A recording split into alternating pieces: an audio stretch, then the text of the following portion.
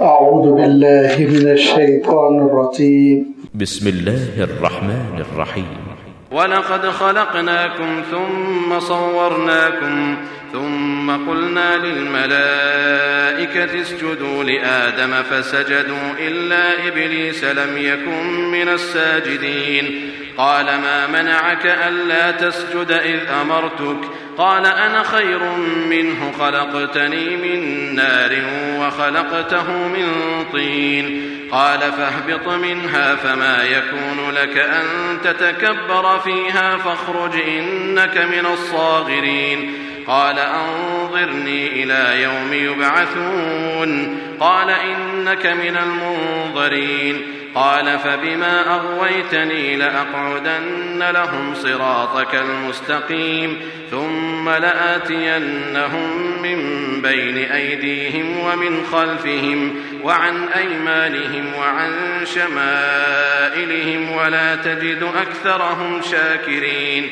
قال اخرج منها مذءوما مدحورا لمن تبعك منهم لأملأن جهنم منكم أجمعين. ويا آدم اسكن أنت وزوجك الجنة فكلا من حيث شئتما ولا تقربا هذه الشجرة فتكونا من الظالمين.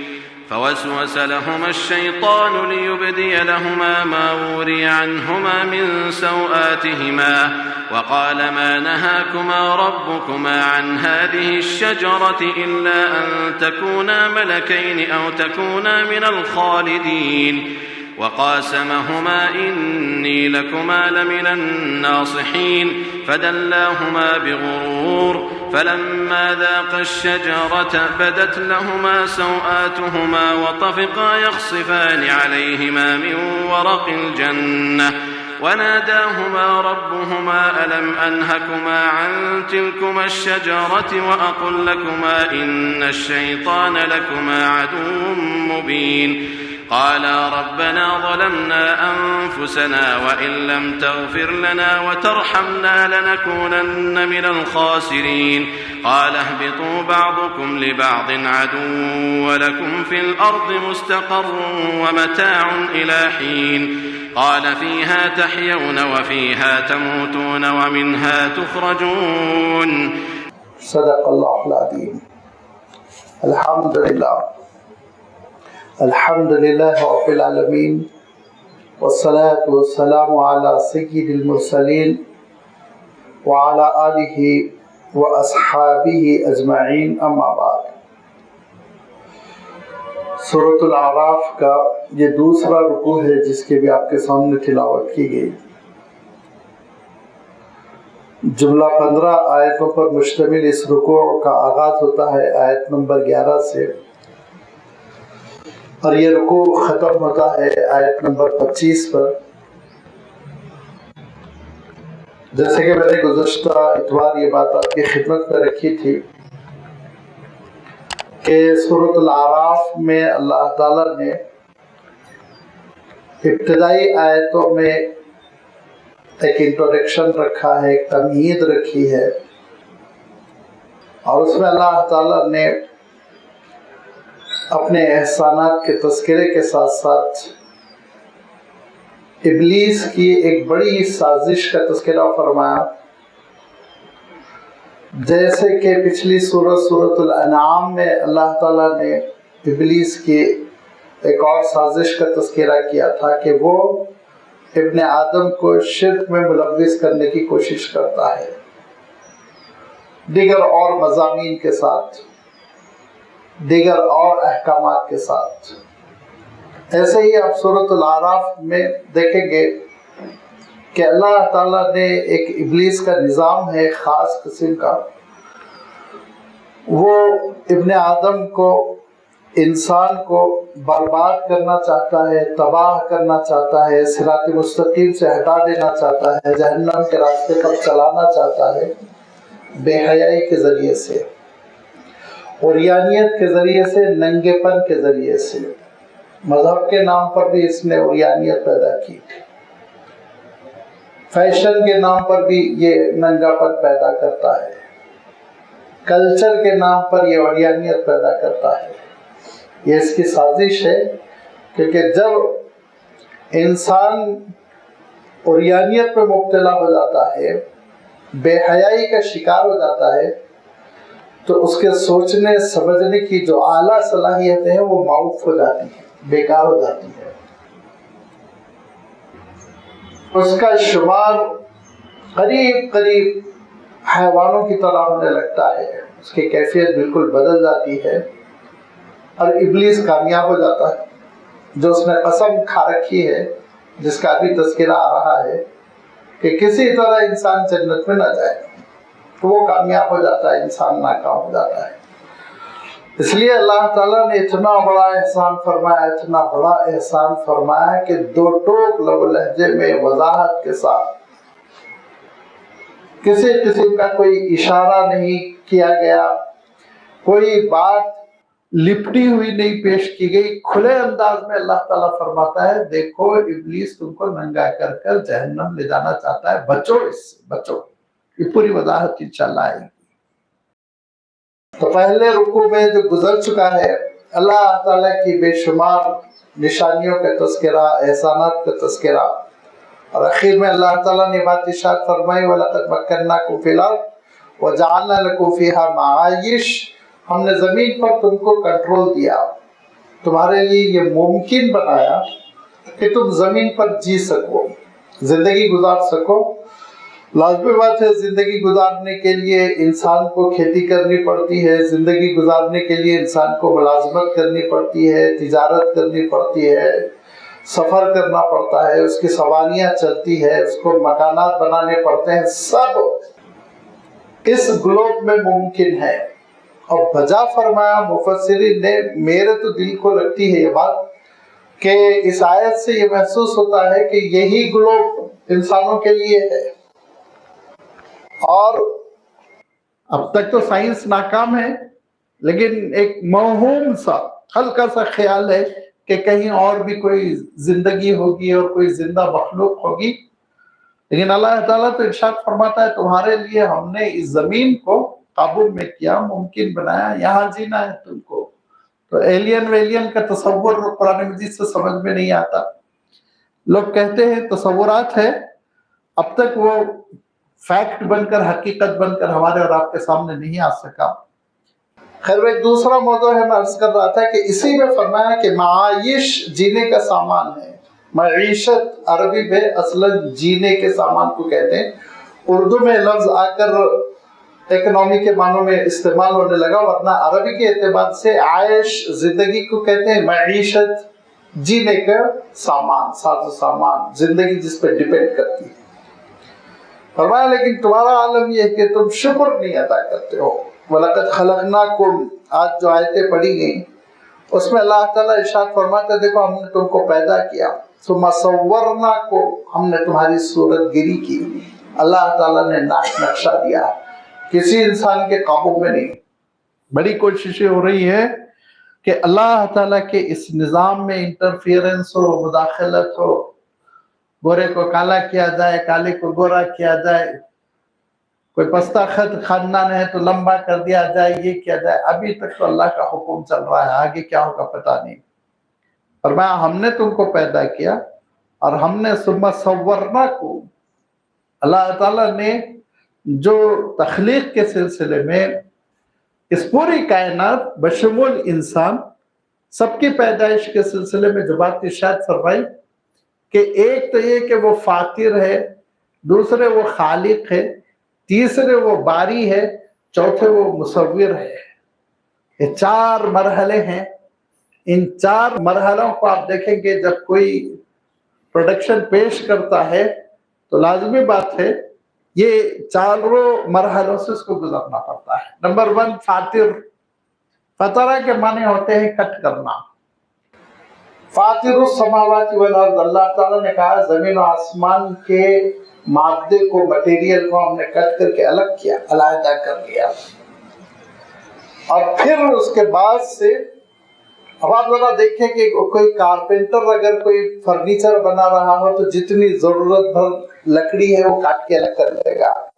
ٹیلر کوئی کپڑا سینا چاہتا ہو تو ضرورت بھر جو کپڑا ہے وہ کاٹ کے علیحدہ کر لے گا جتنی مٹیریل کی ضرورت ہے. پھر اس کے بعد سے دوسرا مرحلہ شروع ہوتا ہے وہ تخلیق کا، کہ اللہ تعالیٰ پھر پیدا فرماتا ہے اور انسان کو انسان بنانا، دیگر مخلوقات، چاند سورج ستارے سب کی تخلیق فرمانا.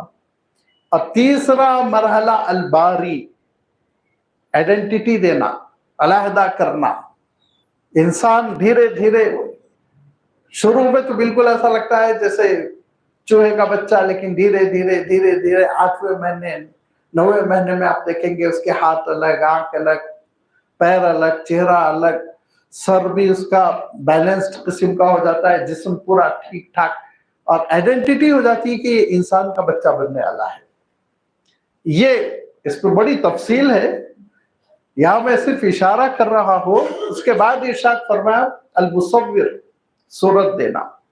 صورت عطا فرماتا ہے اللہ تعالیٰ کہ اللہ تعالیٰ ناک و نقشہ بناتا ہے جس کی وجہ سے ہر انسان ممتاز ہے، اپنا چہرہ رکھتا ہے، ہر انسان اپنے خط و خال رکھتا ہے، دوسرے سے مختلف ہوتا ہے. یہاں تک کہ کبھی کبھی دو جڑواں بھائی بہن ہوتے ہیں تو دوسروں کو شبہ ہوتا ہے، لیکن ماں باپ کو معلوم رہتا ہے دونوں میں کیا فرق ہے.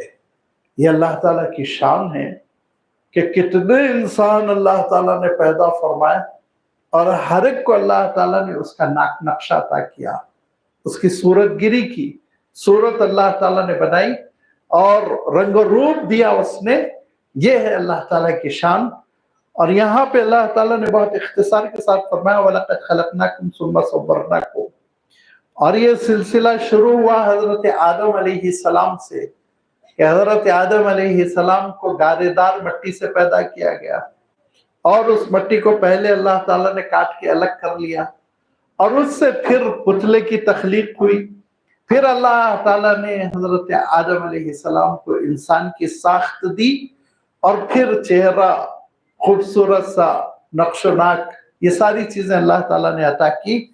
اور پھر اللہ تعالیٰ نے ارشاد فرمایا ثم قلنا للملائکۃ اسجدوا لآدم. ابھی حضرت آدم علیہ السلام میں جان نہیں پڑی ہے، حضرت آدم علیہ السلام میں ابھی روح نہیں ڈالی گئی ہے، صرف حضرت آدم علیہ السلام کا جسد تیار ہو گیا، باڈی.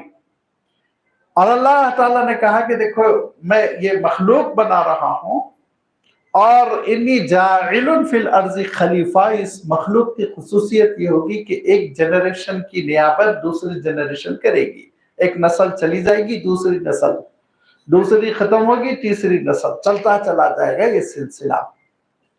فرشتوں کے ذہن میں ایسی کوئی مخلوق نہیں تھی کہ وہ کچھ مر جائیں، ایک جنریشن ختم ہو جائے پھر دوسری جنریشن ان کے مقام پر آ جائے. فرشتوں میں تو موت کا تصور نہیں. تو ان کو ذرا حیرت ہوئی، کہا کہ اللہ یہ کیسا ہوگا. اس کے معنی یہ کہ پرانی جنریشن کو مار کے راستے سے ہٹایا جائے گا، پھر جا کے نئی جنریشن ان کے بدل میں کام کر سکے گی. اللہ تعالیٰ نے کہا ابھی تم کو نہیں معلوم ہے، آگے چل کے معلوم ہوگا. یہ سورۃ البقرہ میں اللہ تعالیٰ نے اشارہ فرمایا. اور اس کے بعد اللہ تعالیٰ نے کہا کہ اس مخلوق کو تم قبلہ سمجھو اور میرے حکم سے سجدہ کرو. اب لازمی بات ہے، دیکھیے سجدے کا جو مفہوم ہے فرشتوں کے ساتھ وہ ویسا نہیں ہے نا جیسے میں گھٹنوں پہ ٹک کر پھر ہاتھ رکھ کر پھر پیشانی. وہ تو نور ہے، نورانی مخلوق ہے. ان کے انداز میں جو سجدہ تھا اس سجدے کا اللہ تعالیٰ نے حکم دیا. ثم قلنا للملائکۃ، پھر ہم نے ارشاد فرمایا فرشتوں سے اسجدوا لآدم، آدم کے لیے سجدہ کرو. اب بعض لوگوں نے کہا کہ بھائی لی آدم ہے، جیسے ہم لوگ حرم شریف کے رخ پر سجدہ کرتے ہیں لیکن حرم کو نہیں کرتے، ایسے ہی آدم علیہ السلام کی جانب سجدہ تھا. آدم مسجود نہیں تھے، مطلوب اللہ تعالیٰ. لیکن یہ بحثوں میں پڑھنے کی ضرورت نہیں ہے. دیکھیے اگر اللہ تعالیٰ کا حکم ہو تو جو حکم ہے وہ ماننا یہ بندگی ہے. یاد رکھیے ہم لوگوں کو یہ حکم ہے، آپ صلی اللہ علیہ وسلم کی شریعت میں یہ حکم ہے کہ غیر اللہ کو سجدہ نہ کرنا حرام ہے، بس حکم ہے، ختم۔ اور کسی امت میں روزے کا حکم تھا یا نہیں تھا؟ کسی امت میں نماز کا حکم تھا کہ نہیں تھا؟ نماز میں سجدے تھے کہ نہیں تھے؟ روزہ دن بھر کا تھا، آدھے دن کا تھا؟ روزے میں ایسا تو نہیں کہ پکی ہوئی چیز کھانے کی اجازت نہیں تھی، کچی چیز کھانے کی اجازت تھی؟ یہ ساری چیزوں سے ہم کو کوئی بحث نہیں۔ مجھے اور آپ کو اللہ تعالیٰ نے اللہ کے رسول صلی اللہ علیہ وسلم کے توسط سے یہ حکم دیا کہ دیکھو تم فجر میں 2 رکعت والی نماز پڑھنا، ہر رکعت میں 1 رکوع ہوگا، 2 سجدے ہوں گے، ختم حکم۔ اب آرڈر کی تکمیل ہوگی، اللہ تعالیٰ کا حکم ہے۔ ظہر میں 4 رکعت پڑھنا ہے، تو بنی اسرائیل میں 4 رکعت نہیں تھے، 2 رکعت تھے، تو ہم بھی 2 رکعت پڑھیں؟ نہیں، سوال ہی نہیں پیدا ہوتا۔ تو فرشتوں کو حکم ہوا کہ حضرت آدم علیہ السلام کے پتلے کو سجدہ کرو، وہ فرشتوں کو حکم تھا، ہمارے لیے حکم نہیں ہے۔ لہذا وہاں یہ سب سوچنے کی ضرورت ہی نہیں، عالم بالا کی چیزیں، وہ تو ابھی تو حضرت آدم علیہ السلام میں جان بھی نہیں پڑی ہوئی ہے، تو لہذا لازمی بات ہے، وہ غیب کی وہ باتیں ہیں جس کے بارے میں جتنا اللہ تعالیٰ نے کہہ دیا اتنا ماننا ہے، قیل قال کی ضرورت نہیں ہے۔ ذہن ذرا عجمیوں کا ذہن ہے، عرب سیدھی سادھی بات مان کر آگے بڑھ جاتے، جیسے فرشتوں نے سادگی کے ساتھ حکم مانا اور جو حکم تھا ان کو سجدے کا وہ سجدہ کیا، فسجدوا، سب نے سجدہ کیا، الا ابلیس، سوائے ابلیس کے۔ یہاں ایک وضاحت میں کر دوں، عام طور پر انڈیا میں کیوں غلط فہمی ہے پتہ نہیں، انڈیا سے مراد یہ جو بر صغیر ہے، سب کانٹیننٹ، اس میں یہ عجیب و غریب غلط فہمی ہے کہ ابلیس فرشتوں میں سے تھا، فرشتوں کا ٹیچر تھا، معلم الملائکہ بنا دیا۔ قرآن و حدیث بری ہے، کوئی تعلق نہیں۔ سورۃ الکہف میں اللہ تعالیٰ ارشاد فرماتا ہے کان من الجن، وہ جن تھا، جن، یہ قرآن کی وضاحت ہے، کسی مفتی صاحب کی مفسر کی تشریح نہیں۔ کان من الجن، وہ جن تھا، ففسق عن امر ربی، اور رب کے حکم کی نافرمانی کی، ملعون ہو گیا، لعنتی ہو گیا۔ تو جن تھا، فرشتہ نہیں تھا۔ اس کے بعد لوگ یہ کہتے ہیں اگر جن تھا تو پھر اس کا قصور کیا ہے؟ حکم تو فرشتوں کو تو سجدہ کرنے کا۔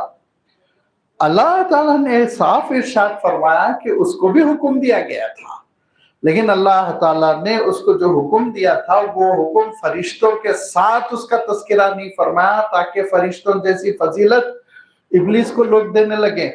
اسی لیے میں نے مہمانوں کا استقبال کیا۔ اب آدمی یہ بولے گا میں نے مہمانوں کا استقبال کیا، میں نے ان کے ڈرائیور کا بھی استقبال کیا، میں ان کے نوکر کا بھی استقبال کیا، نہیں ملتا ہے نا، مہمانوں کا استقبال کیا۔ ہاں جب چائے پانی کی ضرورت ہے تو ان کو بھی شامل کرتا ہے، لازمی بات ہے، انسانیت ہوتی۔ تو ایسے ہی جو ہے اللہ تعالیٰ نے فرشتوں کو حکم دیا تھا اور ابلیس سے کہا تھا تجھے بھی سجدہ کرنا ہے۔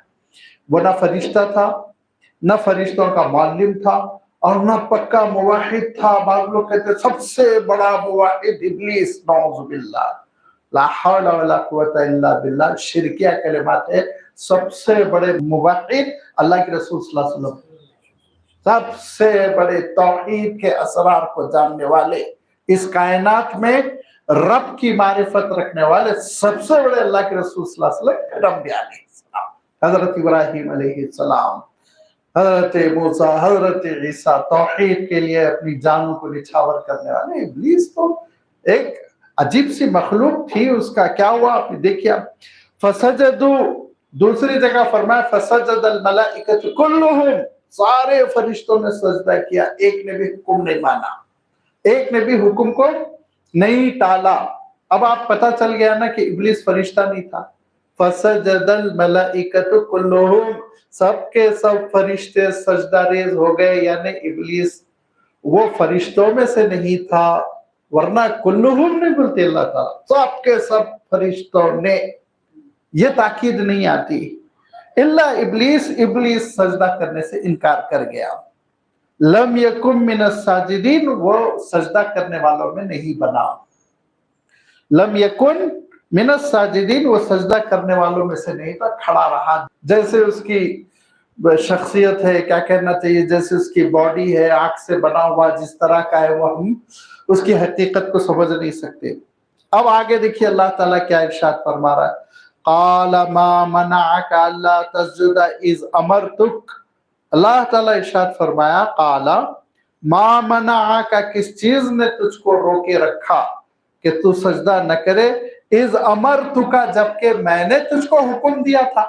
मैंने तुझको, कोई भी ट्रांसलेशन उठा के देखिए, इज़ अमरतुका, मैंने तुझको हुक्म दिया था। तो मालूम ये हुआ कि अल्लाह ताला ने जो फरिश्तों को हुक्म दिया था वो उनके एजाज में सेपरेट रखा। इब्लीस को जो हुक्म दिया गया था वो जिबनी था, मातहत की हैसियत से तुझे भी करना है, ये कह दिया गया था। हो सकता है उसको, जैसा हम कहते हैं ना उर्दू में, मुंह नहीं लगाया गया, ऐसा ही हो सकता है अल्लाह ताला ने फरिश्तों से कहा होगा, उससे भी कहना कि वो सजदा कर ले। हुक्म तो था अल्लाह ताला का। मा मनाअका अल्ला तस्जुद इज़ अमरतुका, किस चीज ने तुझे रोके रखा कि तू सजदा करे जबकि मैंने तुझको हुक्म दिया था। अमर तू के माने होते हैं मैंने अमर दिया, हुक्म दिया। का के माने हो तुझे, मैंने तुझे हुक्म दिया था तो तू सजदा क्यों नहीं कर रहा है। काल, इब्लीस ने कहा, अना खैरुम मिन्हु, मैं आदम से बेहतर हूं। ये क्यों उसके जहन में आया, जहन भी रहता है नहीं रहता, दिमाग भी रहता है नहीं रहता है, वल्लाहु आलम, लेकिन ये क्यों उसने तावील की पता नहीं कि मैं आदम से बेहतर, कैसे समझ लिया उसको, ये गलतफहमी क्यों हुई। कहा कि खलक़तनी मिन नारिन, मैं, आपने मुझे आग से पैदा किया, व खलक़तहु मिन तीनिन, और हजरत आदम को मट्टी से पैदा किया। तीन के माने मट्टी के होते हैं, तो मट्टी से हजरत आदम को पैदा किया गया है और मुझे जो है आग से पैदा किया गया, तो मैं बेहतर हूं। क्यों खप्त सवार हुआ उसको कि आग मट्टी से अफजल है। ये असलन, ये देखिए मिजाज जो है ना, इस मिजाज पे गौर करना चाहिए कि अल्लाह ताला का जो हुक्म है बेआईनी ही उसकी तामील हो, उसमें हमको गेस नहीं करना चाहिए, ये ऐसा होगा तो वैसा किया, मैं गेस नहीं करना। अल्लाह का हुक्म है तो हुक्म है। हजरत अली रज़ी अल्लाह ताला अन्हु फरमाते हैं कि ऐसे ही अकल पर गेस कर कर दीन पर अमल करना होता तो जो सॉक्स पर मसाह करते हैं वो मसाह ऊपर नहीं करता, मैं नीचे करता। सुन्नत क्या है, सुन्नत ये है कि आप सल्लल्लाहु अलैहि वसल्लम ने जो तालीम दी कि पैर के ऊपर ऐसे आप मसा, जब चमड़े का सॉक्स होंगे जिसको खुफैन कहते हैं, तो उस वक्त जो है आप मसा कर सकते हैं शर्तों के साथ। शर्त क्या है, आप बावजू पहने हो उसको, नंबर 1 बावजू पहने हो, बगैर वजू के पहन लिए तो मसा नहीं कर सकते। नंबर 2 वो फटा हुआ ना हो, उंगली बराबर कोई चीज बाहर निकल जाए, इतना बिल्कुल पैक होना चाहिए। और अगर हालत सफर में है आप तो 3 दिन, और हालत क़याम में है 1 ही दिन। 24 घंटे आप जब कभी वजू कर रहे हो तो आप चेहरा धो सकते हैं, हाथ धो सकते, धोएंगे, वजू करेंगे, लेकिन जब पैर की नौबत आएगी तो उस पर पानी भिगा के मसा कर लेंगे। तो हजरत अली क्या फरमाते हैं, अगर अकल से गेस कर करके दीन बनाना होता तो मसा यूं करना चाहिए ना, तलवे के नीचे, मट्टी तो वहां लगेगी, लेकिन फरमाया हुक्म तो ऊपर करने का, तो मैं तो हुक्म के मुताबिक करूंगा। अकल के घोड़े हर जगह नहीं दौड़ाना चाहिए। जब क्लियर हुक्म हो, बात वाज़ेह हो, बात नहीं समझ में आ रही, अकल से तदब्बर करना, फिक्र करना, अल्हम्दुलिल्लाह लअल्लकुम ततफक्करून आया है कुरान मजीद में, यतदब्बरुनल कुरान आया है, ये सब चीजें हैं, लेकिन ये मफहूम नहीं है कि क्लियर हुक्म है दो टोक, अब वहां पे आप अकल लड़ाते हुए चले जा रहे हैं। लिहाजा ये इब्लीस ने अकल लड़ाई, और वो भी बेचारे की, बेचारा तो नहीं है, बदमाशी है, अकल उसकी नाकिस, और अकल नाकिस है, और उससे ये फैसला किया कि मैं बेहतर हूं क्योंकि मैं आग से पैदा है। क्यों, एक ही चीज उसके सामने थी, देखिए बहुत सी चीजें उसके निगाहों से मख्फी थी। कौन सी चीज उसके सामने थी, आग ऊपर उठती है, उठती कि नहीं उठती, शोला हमेशा ऊपर की तरफ जाता, तो मैं अच्छा हूं, ऊपर जाने वाला। और मट्टी का मामला यह है, आप ऊपर भी फेंकेंगे तो लौट के नीचे आ जाती है। ये एक ही चीज उस कम वक्त को समझ में आई और बाकी चीजें समझ में नहीं आई। सबसे बड़ी बात यह है कि आग उस वक्त तक आग नहीं है जब तक कि मिट्टी के ऊपर न जलाई जाए। उसको तो सहारा चाहिए ना, प्लेटफॉर्म चाहिए, फिजा में थोड़ी लग जाती है। तो वो अगर कोई पटाखा भी जलाए तो वो भी लौट के गिरेगा नीचे। और दूसरी चीज ये कि आग में बेचैनी है और मिट्टी में सुकून है, और सुकून रहती। आग बेचैन है, शोले उसके हिलते रहते, लेकिन मिट्टी में एक सुकून है। तीसरी चीज ये है कि आग जो है वो किसी चीज से मुतासिर नहीं होती, उसके अंदर तासीर नहीं है ना। कभी ऐसा हुआ कि सर्दी की आग ठंडी है, गर्मी की आग गर्म है? नहीं, उसके जो टेम्परेचर है वो बरकरार। लेकिन ये मिट्टी के अंदर खुसूसियत है, वो मुतासिर होती है। गर्मी के जमाने में गर्म, पैर रखना मुश्किल, ठंडक के जमाने में ठंडी। और इसके साथ साथ सबसे अहम चीज ये है कि अल्लाह ताला ने हजरत आदम अलैहिस्सलाम के पुतले के लिए जो मिट्टी ली, उसकी खुसूसियत ये है कि इंसान इस दुनिया में जीना था, ये अल्लाह की मशीयत तय हो चुकी थी, और मिट्टी को मिट्टी में मिलना था। वरना आप सोचिए अगर इंसान को भी आग से पैदा किया गया या कोई और चीज से पैदा किया गया होता तो जमीन में वो तहलील नहीं होता, मिट्टी में मिलना उसके लिए मुश्किल होता। इन हिकमतों की वजह से अल्लाह ताला ने मिट्टी से इंसान के पुतले को तैयार किया। अब आप जमीन में जितने एलिमेंट है वो तलाश कर लीजिए और आपके बॉडी में आप चेक कर लीजिए, साइंस वही कहती है बगैर पानी के आपका जिस्म नहीं है। वाटर नेसेसरी, आयरन नेसेसरी, और बात चीजें तो हम सुने नहीं थे, अब जाके सुन रहे हैं, पोटेशियम भी होना, ये भी होना, वो भी होना। जो मिट्टी में एलिमेंट्स है वो पूरे के पूरे एलिमेंट्स इंसान के जिस्म में है। ये हम आहंगी है।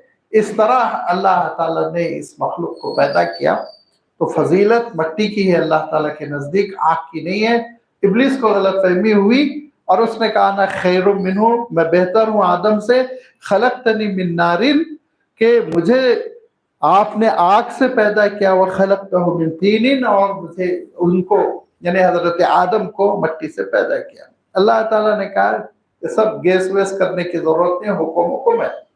कौन अच्छा है, कौन बुरा है, कौन अफजल है, कौन अफजल नहीं है, सारे फैसले तुमको नहीं करना। तुमको ये कहा गया है कि करो, तो बस करना चाहिए।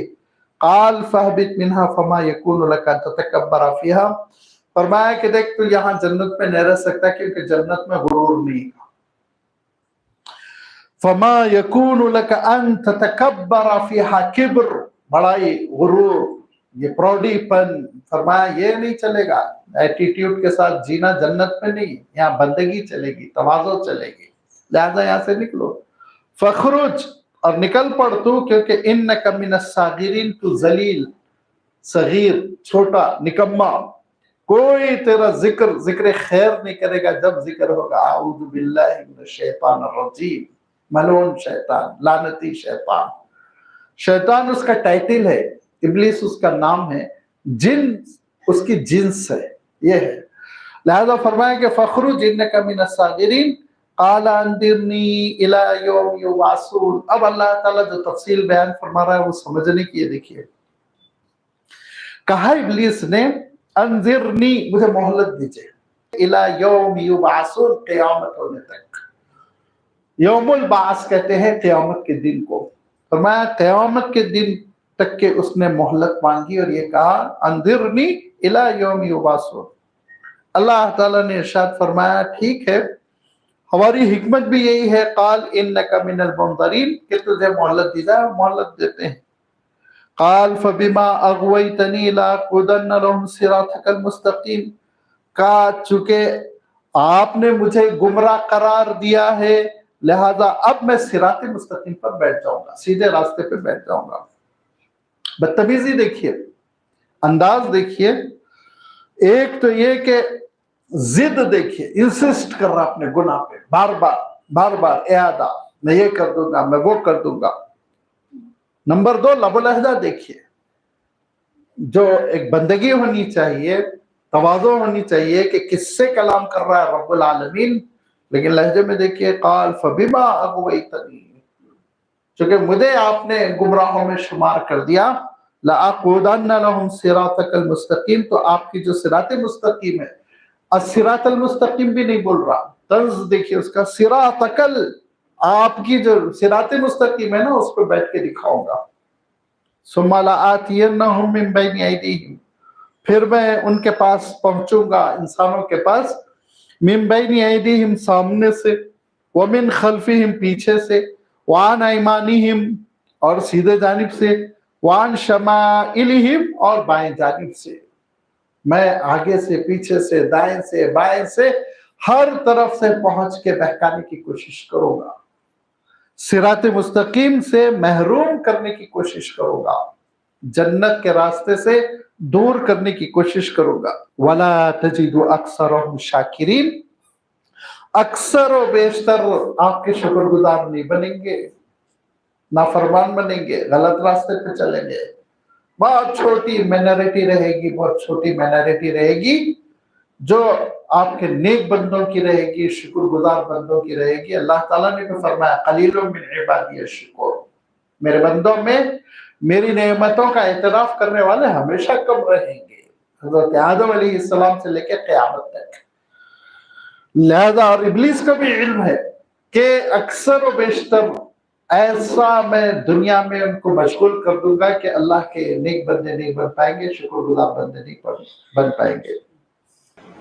سامنے سے بہکاؤں گا، اس کے معنی ہوں گے کہ لوگوں نے کہا کہ دین کے نام سے بہکاؤں گا، جھوٹے دین پیش کروں گا. پیچھے سے بہکاؤں گا، دنیا کے نام پہ بہکاؤں گا، جینا ہے، رہنا ہے، دنیا کے لیے کرو. فرمایا وعن ایمانہم، اور سیدھے جانب سے بہکاؤں گا، نیک چہروں کی شکل میں آئے گا، ایسے بھلے چہرے بنا بنا کر آئے گا کہ لوگ یقین کر لیں گے کہ واقعی یہ خیر خواہ ہے. وعن شمائلہم، ڈرائے گا، دھمکائے گا، لیڈروں کی شکل میں آئے گا، بلڈوزر لے کر آئے گا، چاروں طرف سے آئے گا وہ. لیکن انشاءاللہ اللہ تعالیٰ ارشاد فرماتا ہے میرے نیک بندوں پہ تیرا جادو نہیں چلے گا، جو کرنا ہے کر لے. قال، اللہ تعالیٰ نے فرمایا اخرج منہا مذموم مدحورا، ذلیل و رسوا ہو کر تو یہاں سے نکل جا، ذلتوں کے ساتھ یہاں سے تو نکل جا. لمن تبعک منہم، جو تیری اتباع کریں گے، تیرے راستے پہ چلیں گے، لأملأن جہنم منکم اجمعین، تم سب سے جہنم کو بھر دوں گا. املأن، بھر کے چھوڑوں گا، فل کر دوں گا، سارے کے سارے جہنم میں جائیں گے. میں بے نیاز ہوں، اللہ تعالیٰ صمد ہے، وہ ضرورت مند نہیں ہے.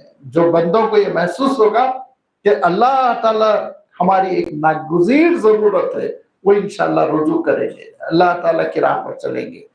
جن کے اندر یہ ہوگا کہ ہم بے نیاز ہیں، ہم کو ضرورت نہیں ہے، اللہ کو راضی کرو نہ کرو، بس دنیا کی زندگی گزارو، وہ جہنم کے راستے پہ چلتے چلے جائیں گے.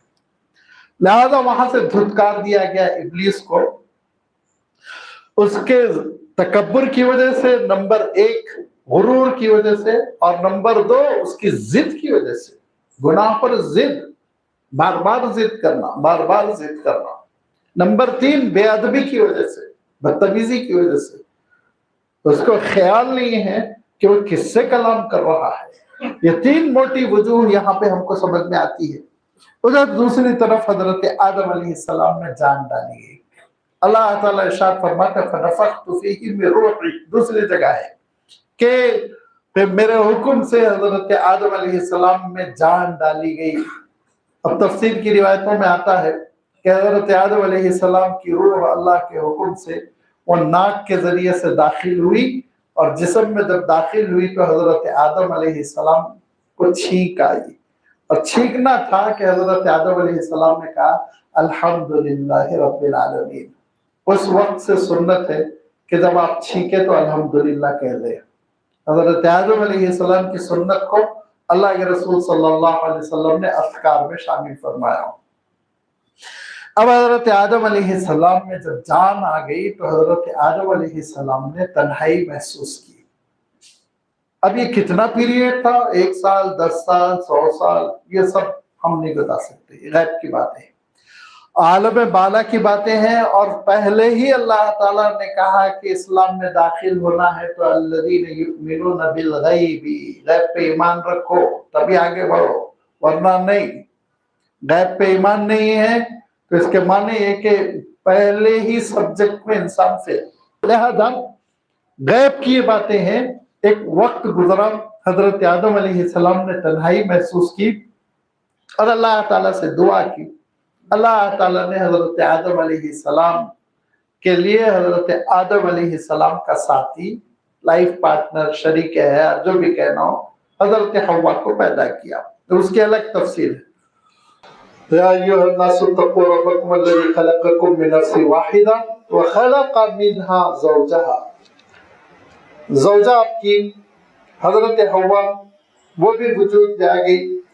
اب اللہ تعالیٰ نے کہا یا آدم اسکن انت وزوجک الجنت، اے آدم آپ بھی، آپ کے لیے محترمہ بھی جنت میں رہے۔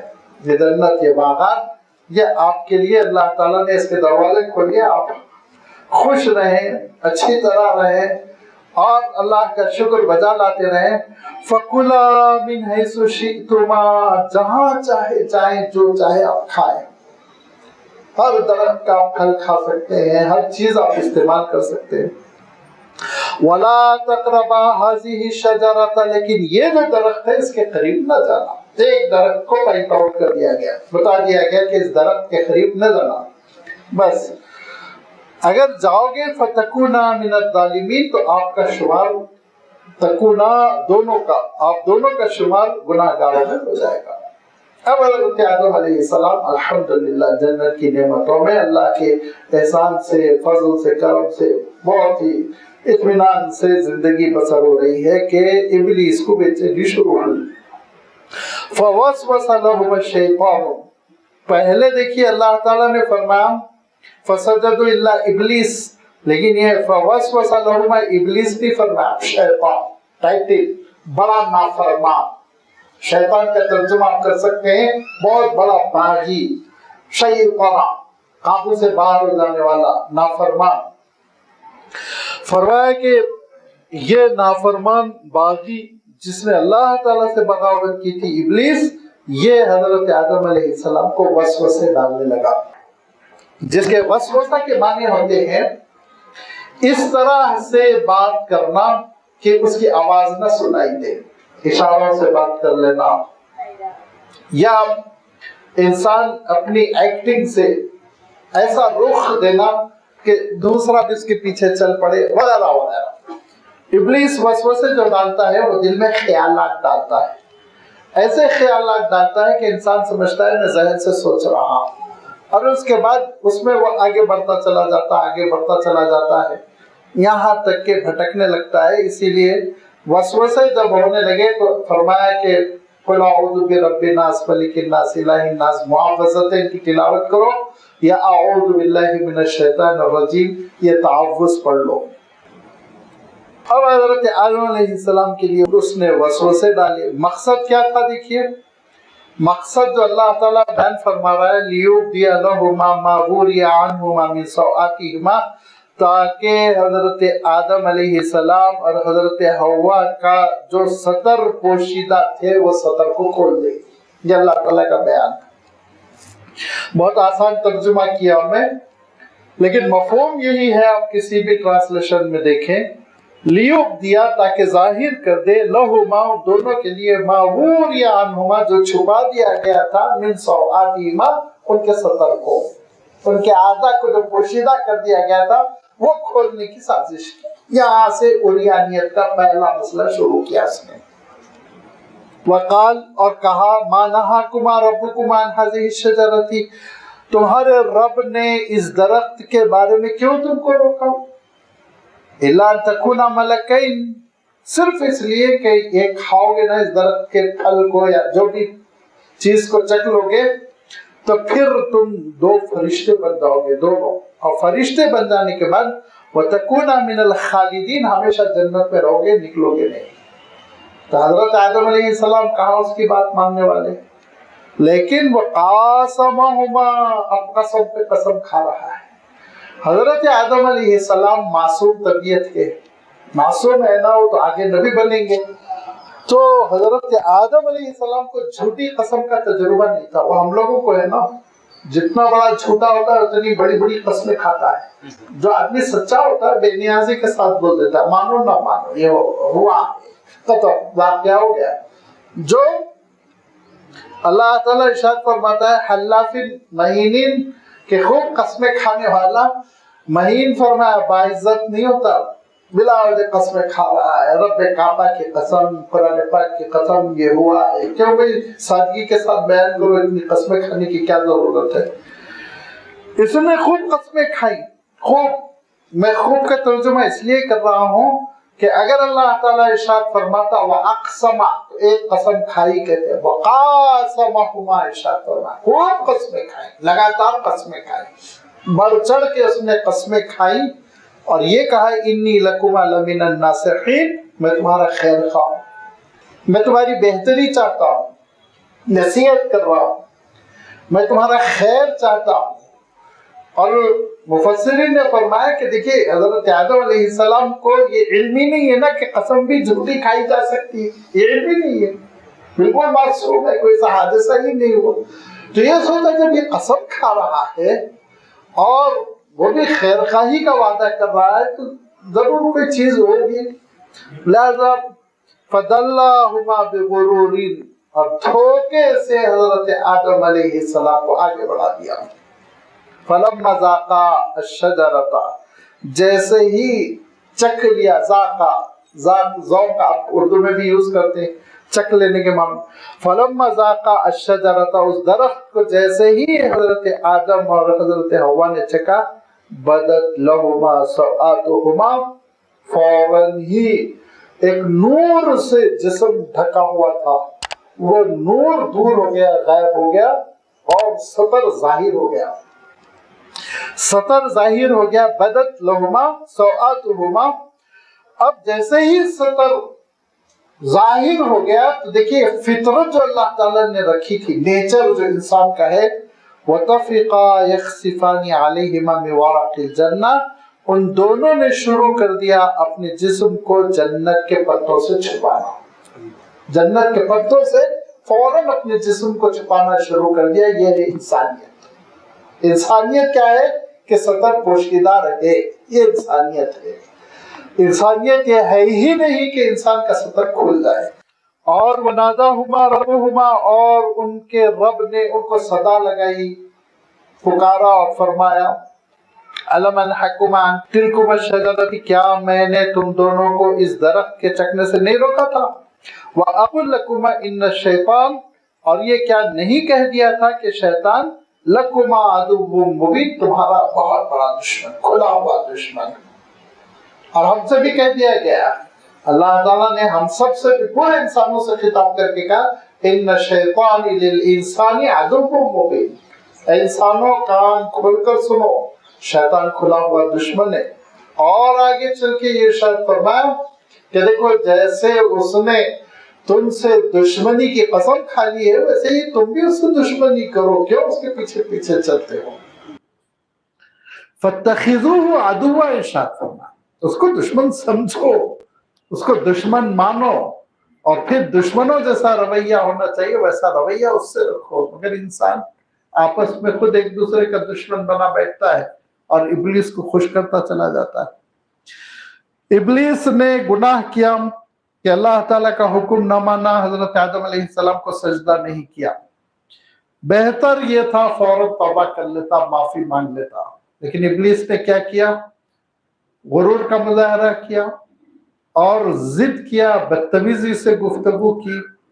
अब हजरत आदम अलैहिस्सलाम का क्या मामला हुआ देखिए कि काला रब्बना ज़लमना अंफुसना, हजरत आदम अलैहिस्सलाम ने, दोनों ने फौरन कहा, काला, दोनों ने कहा ऐ हमारे रब, हमने अपने आप पर जुल्म कर डाला, खता हो गई, कोताही हो गई, अल्लाह हमने नहीं समझा था कि ये मामला होगा, हमने अपने आप पर जुल्म किया। व इल्लम तग़फिर लना, अल्लाह अगर आप हमारी मग़फ़िरत न फरमाए, व तरहमना, और अगर आप रहम न फरमाए, लनकूनन्न मिनल खासिरीन, हम तो बर्बाद हो जाएंगे। ये बंदगी है, ये नबियों का कलाम है, ये इंसानियत है। ادھر ابلیسیت تھی، ضد تھی، حد دھرمی تھی، غرور تھا، تکبر تھا، بدتمیزی تھی. ادھر آپ دیکھیے بندگی ہے، توبہ ہے، ندامت ہے، شرمندگی ہے. اس ادا کو اللہ تعالیٰ پسند فرماتا ہے کہ انسان فوراً خطا کا اعتراف کرے، اللہ تعالیٰ کی جانب لوٹ پڑے. تو حضرت آدم علیہ السلام نے کہا کہ اللہ ہم نے اپنے آپ پر ظلم کیا. یہ نہیں کہا کہ ابلیس نے تو اللہ کی جانب کی نسبت کی نا، فبما اغویتنی، آپ نے میرا شمار گمراہوں میں کر دیا. یہاں حضرت آدم علیہ السلام نے شکایت نہیں کی، اے اللہ میں تو معصوم، مجھے معلوم ہی نہیں تھا جھوٹی قسم کس کو کہتے ہیں، آپ ذرا سا اشارہ کر دیتے تو میں جھوٹی قسم پہ بھروسہ نہیں کرتا. نہیں، ربنا ظلمنا انفسنا، جو خطا ہوئی میری خطا ہے، میں نے اپنے آپ پر ظلم کیا. پھر وَإِن لَمْ تَغْفِرْ لَنَا، اللہ اگر آپ میری مغفرت نہ فرمائیں اور رحمت کا معاملہ نہ فرمائیں تب تو میں برباد ہو گیا، کہیں کا نہیں رہ گیا. بندگی، اپنے جرم کا اعتراف، اپنے قصور کا اعتراف، بندگی کا اعتراف، اللہ تعالیٰ کی جناب میں، اس کے جلال میں، اس کے شان کے مطابق کلام. یہ حضرت آدم کا اسوہ، دونوں ہمارے سامنے اب دونوں عمل ہے، ابلیس کا عمل بھی ہے، حضرت آدم کا عمل بھی ہے. لہذا اللہ تعالیٰ نے حضرت آدم علیہ السلام کی توبہ تو قبول کر لی، کہا ہم آپ کی توبہ قبول کرتے ہیں، لیکن مسئلہ یہ ہے کہ اب جو زندگی آپ کو ملی ہے نا، وہ زندگی کے لیے جتن کرنا ہے. غلے راشن کے لیے جتن کرنا ہے، لباس کے لیے جتن کرنا ہے، گھر کے لیے جتن کرنا ہے. اب آپ کو جنت سے دھرتی کی طرف سفر کرنا ہوگا. قَالَ اهْبِطُوا بَعْضُكُمْ لِبَعْضٍ عَدُوٌّ وَلَكُمْ فِي الْأَرْضِ مُسْتَقَرٌّ وَمَتَاعٌ إِلَىٰ حِينٍ، کہ زمین کی طرف آپ لوگ روانہ ہو جائیں. وہاں مسئلہ یہ ہوگا کہ آپ کی نسل میں ایک دوسرے کے دشمن ہوں گے، کمپٹیشن ہوگا نا، لہذا آپس میں ایک دوسرے سے بڑی دشمنیاں ہوں گی. وَلَكُمْ فِي الْأَرْضِ مُسْتَقَرٌّ، اور زمین پر تمہارے لیے ٹھکانہ ہے. وَمَتَاعٌ إِلَىٰ حِينٍ، اور جینے کا کچھ دنوں کے لیے سامان ہے، اس کے بعد تم کو دنیا چھوڑ دینا ہے. پھر عالم برزخ ہے، پھر میدان حشر ہے. قَالَ فِيهَا تَحْيَوْنَ، کہا وہیں پہ تم زندہ رہو گے. وَفِيهَا تَمُوتُونَ، اور وہیں پہ موت آئے گی. وَمِنْهَا تُخْرَجُونَ، اسی زمین سے تم نکالے جاؤ گے، اسی زمین سے تم قیامت کے دن برآمد کیے جاؤ گے. تو یہ حضرت آدم علیہ السلام کے ساتھ جو معاملہ ہوا کہ اب حضرت آدم علیہ السلام زمین پر تشریف لے آئے.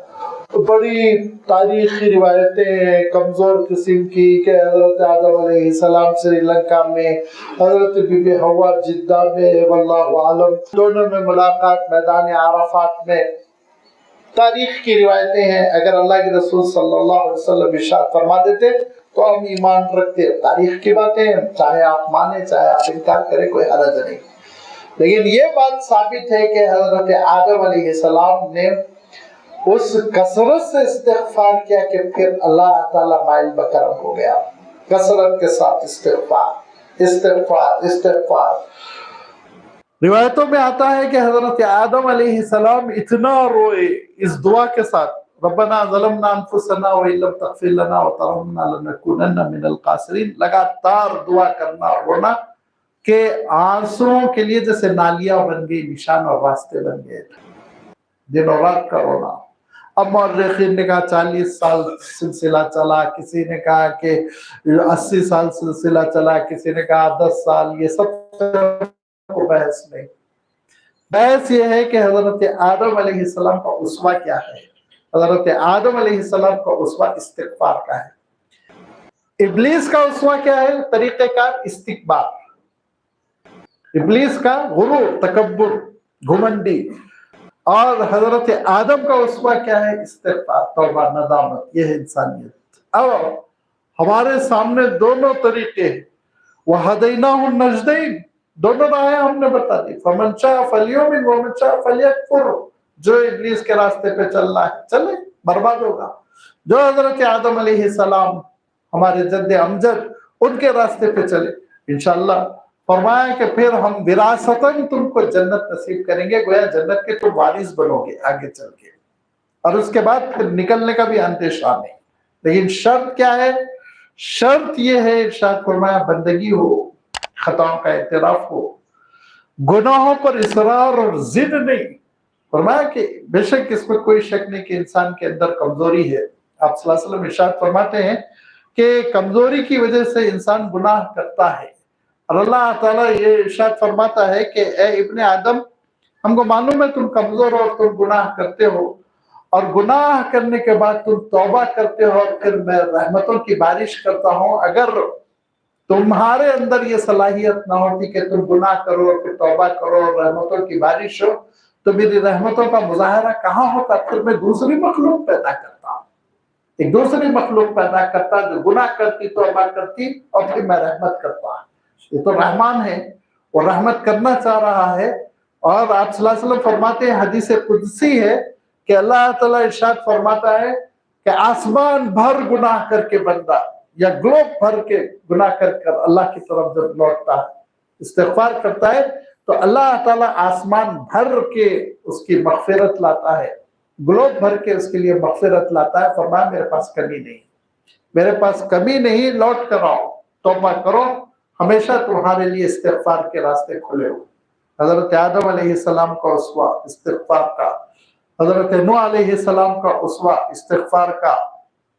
हज़रत नूह अलैहिस्सलाम ने जब दुआ की कनान के लिए, अल्लाह ताला ने कहा नहीं, मुनासिब नहीं, कुफ्र पर मर गया, आप दुआ ना कीजिए।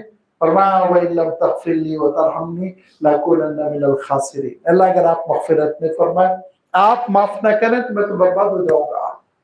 हज़रत हूद अलैहिस्सलाम कहते हैं फ़क़ुल्तु इस्तग़फ़िरू रब्बकुम, इस्तिग़फ़ार करो, अपने रब से इस्तिग़फ़ार करो। हज़रत सालेह अलैहिस्सलाम इस्तिग़फ़ार की दावत, हज़रत मूसा अलैहिस्सलाम इस्तिग़फ़ार की दावत, हज़रत ईसा अलैहिस्सलाम इस्तिग़फ़ार की दावत।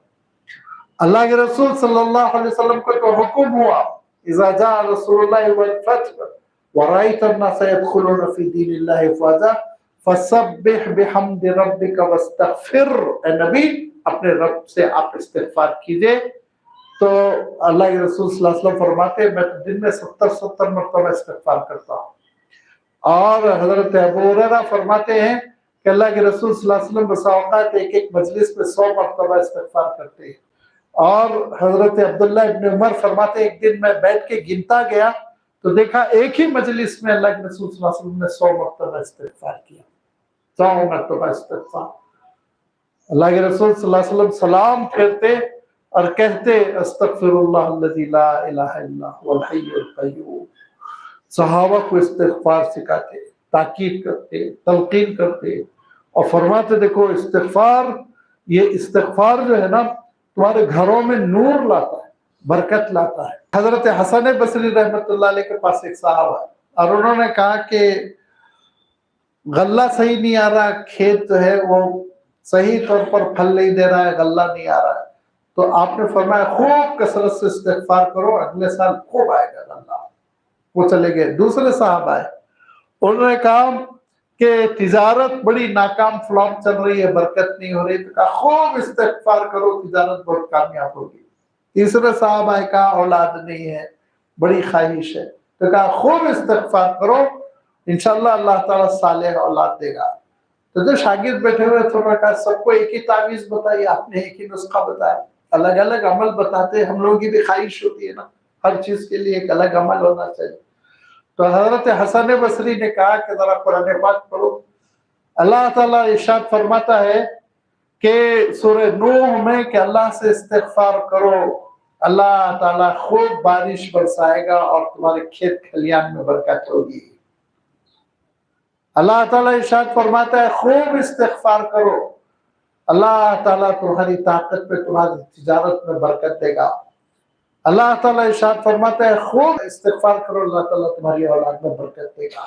लिहाजा अल्लाह ताला ने खुद इरशाद फरमाया इस्तिग़फ़ार का एहतमाम किया करो, दूसरी किसी और चीज की तरफ क्यों जाते हो। लिहाजा इस बात की जरूरत है कि हम इस्तिग़फ़ार को अपना शिआर बनाएं। जो खता होती है, गुनाह हो जाता है, नदामत हो, शर्मिंदगी हो, और कोई भी इस्तिग़फ़ार का सेगा हो, याद कर ले अस्तग़फ़िरुल्लाह तो सबसे छोटा है, उसका इयादा करते रहे नमाजों के बाद, फुर्सत में, जब भी बैठे हुए हों, बजाय इसके कि इधर उधर की बकवास करें, इस्तिग़फ़ार का एहतमाम करें। کیونکہ یہ استغفار کا اہتمام کرنے کی وجہ سے ایک مرحلے میں مستجاب الدعوات بن جاتا ہے، اس کی دعائیں پھر ریجیکٹ نہیں ہوتی۔ چنانچہ ایک واقعہ لکھا ہے علماء نے کہ امام احمد ابن حنبل رحمۃ اللہ علیہ ایک بستی میں پہنچے، کچھ پروگرام تھا، شاگردوں سے ملاقات تھی، کوئی مسئلہ تھا۔ وہ زمانہ ہوٹلز کا نہیں، اسٹیشنز کا نہیں، لائٹس نہیں، دیہات بالکل اس زمانے کا آپ سوچئے، تصور کیجئے۔ دیکھا رات ہو گئی اور مسجد بھی بند کر دی گئی، مسجد بھی بند کر دی گئی ہے۔ تو امام احمد ابن حنبل رحمۃ اللہ علیہ نے سیڑھی پر بستر لگا کر آرام کرنے کا ارادہ فرمایا۔ تو سامنے دیکھا کہ نان بائی کی دکان ہے اور وہ روٹی بنا رہا ہے اور لگاتار کہتا ہے استغفر اللہ استغفر اللہ استغفر اللہ، کام کرتا جا رہا ہے اپنی مزدوری اور برابر استغفار کر رہا ہے۔ تو امام احمد ابن حنبل رحمۃ اللہ علیہ کو بڑا تعجب ہوا، تشریف لے گئے اور کہا کہ میں تم کو دیکھ رہا ہوں تم لگاتار استغفار کر رہے ہو، کیا سبب ہے؟